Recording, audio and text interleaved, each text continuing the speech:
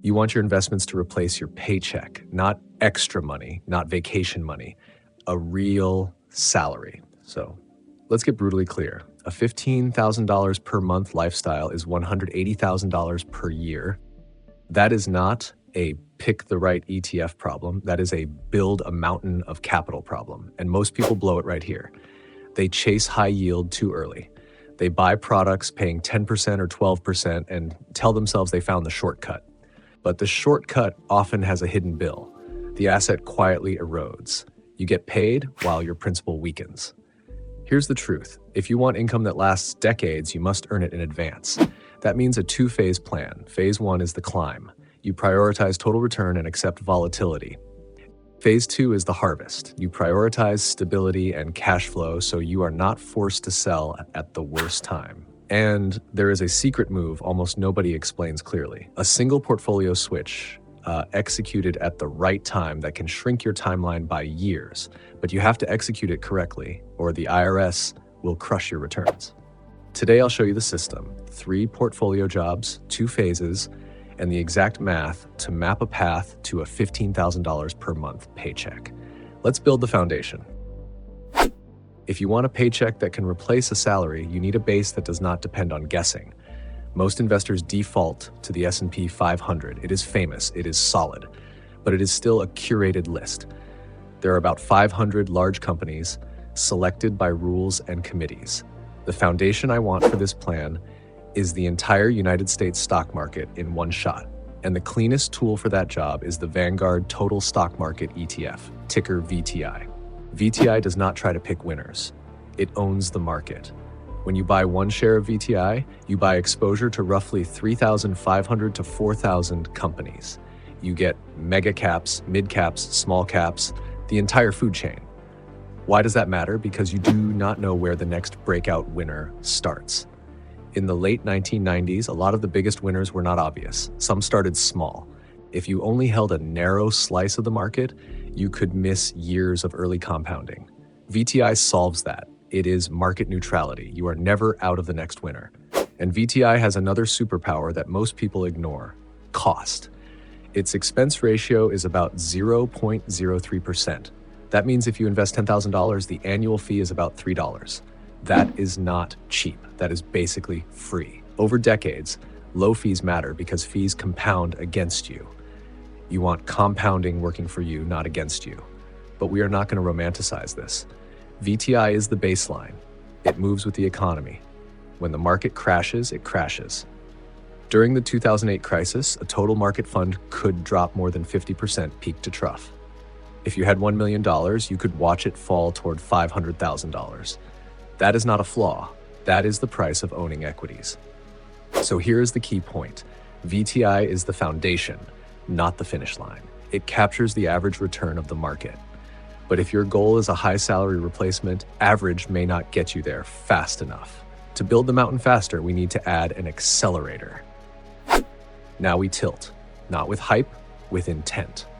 The second job is acceleration. Concentrate more of your capital in companies with stronger growth characteristics. A simple tool for that is the Schwab US Large Cap Growth ETF, ticker SCHG. SCHG holds large companies, but it does not hold them equally. It leans into growth characteristics. It ends up with heavier exposure to technology, communication services, and consumer discretionary, the parts of the market that tend to dominate when innovation is winning. This fund is more concentrated than VTI. Its top holdings can make up a big chunk of the portfolio. That concentration is not a bug. It is the point. When the growth engine is strong, SCHG can outpace a broad market fund, and over long periods, that can compress your timeline. But here is the trade. The accelerator does not come with airbags. Growth-heavy portfolios are sensitive to interest rates. When rates rise, the market discounts future earnings more aggressively. That usually hits long-duration growth stocks harder. So in bad years, SCHG can drop fast. A 40% drawdown is not a shock scenario. It is a normal bad cycle. And this is where most people lie to themselves. They say they want speed, but they are not emotionally prepared for the crashes that come with it. If you sell at minus 30%, the strategy fails. Not because the fund is broken, because you were. So the rule is simple. SCHG is for the climb phase, the years where your income is coming from your job, the years where downturns help you because you are buying shares cheaper. But if your goal is to live off the portfolio, the accelerator alone is dangerous. You need a defender. You need something that behaves differently when growth is under pressure. The third job is defense, not safe like cash or safe like bonds, safe like built to survive ugly equity markets. This is where a high-quality dividend strategy earns its place. A strong candidate is the Schwab US Dividend Equity ETF, ticker SCHD. Most people misunderstand SCHD. They think it is just a dividend fund for retirees. Wrong. SCHD is a quality screen. It focuses on companies with a history of paying dividends and strong fundamentals, things like cash flow strength, balance sheet discipline, and dividend growth. That screening helps avoid classic yield traps. High yield is not the goal. Durable cash generation is the goal. And the real advantage of SCHD in this system is diversification of risk. A growth-heavy fund tends to be dominated by the same names. SCHD's top holdings can look completely different. It often holds more old economy cash machines. Sectors like consumer staples, industrials, and sometimes energy and financials show up more. Important reality check. SCHD is still a stock fund. If the market crashes 50%, SCHD will drop too. But historically, it tends to capture less of the downside. When growth gets crushed, SCHD often holds up better. And then there is the paycheck.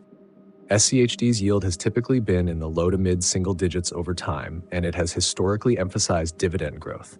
That last part matters. A growing dividend is like an inflation adjustment, not perfect, but it is built into the mechanism. So now you have three tools with three jobs: VTI, Broad Market Foundation; SCHG, Acceleration for the Climb; SCHD, Defense and Income Stability. Now we do the part that most videos avoid. We do the math. Let's define the target. $15,000 per month equals $180,000 per year.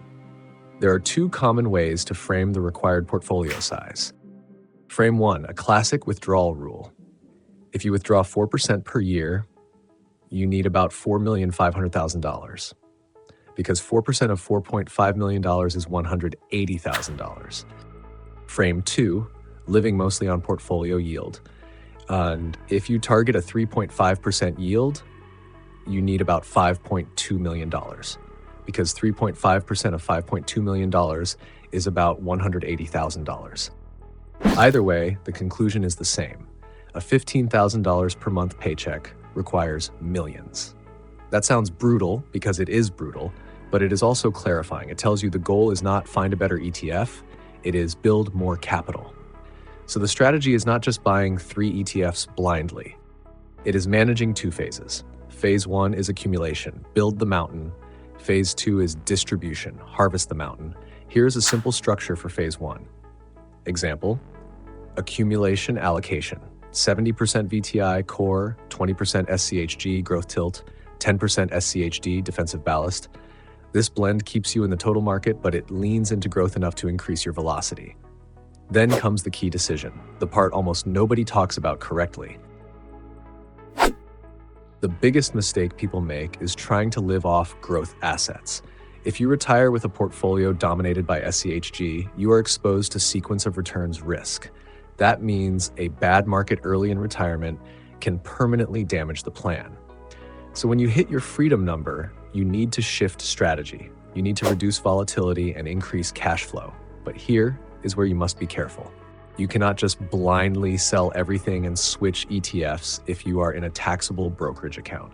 If you sell $4 million of growth stocks to buy dividend stocks, you trigger a massive capital gains tax event.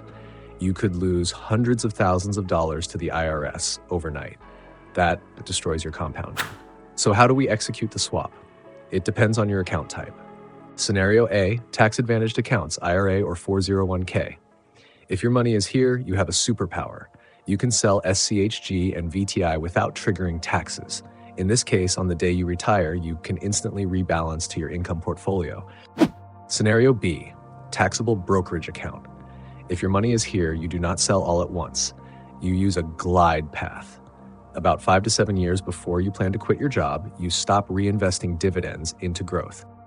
You take all new contributions and all dividends and you funnel them aggressively into the SCHD. You slowly tilt the scale over years, not days. This lets you build your income shield without handing a massive check to the government. The goal allocation for distribution phase looks like this: 60% VTI, 0% to 10% SCHG, 30% to 40% SCHD. Why keep VTI at all? Because you still want long-term growth. Even in retirement, you need your portfolio to fight inflation. Why reduce SCHG? Because it is the part most likely to force you to sell at a terrible time. Why increase SCHD? Because it creates a psychological floor. When the market is red, getting that higher dividend check keeps you calm. Now let's address the real reason you clicked: time. Some people are not starting at 25. They are starting at 40, 45, or 50, or they are already close to their freedom number and they want the paycheck sooner. So here is the honest answer. Yes, there is a faster way to turn capital into monthly cash flow, but it comes with a trade.